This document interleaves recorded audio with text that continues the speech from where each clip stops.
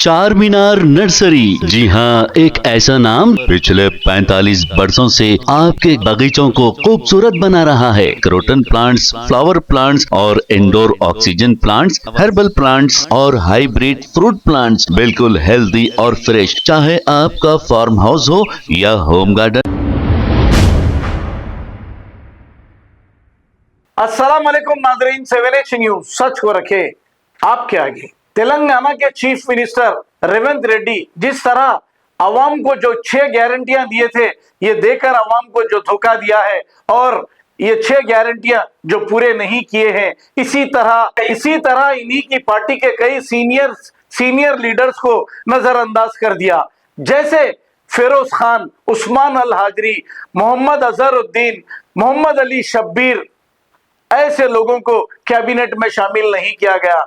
हाँ, Asaduddin Owaisi, Hyderabad parliament MP, ये सच कहते थे कि ये आरएसएस का टिल्लू है और इनकी जहनियत आरएसएस जैसी है और ये मुसलमानों की तरक्की को रोक रहे हैं। जो 20-25 साल से कांग्रेस की खिदमत की और कांग्रेस का झंडा लेकर फिरे, उन्हें मुसलसल नजरअंदाज किया जा रहा है और इन्हें कैबिनेट में अब तक शामिल नहीं किया गया है।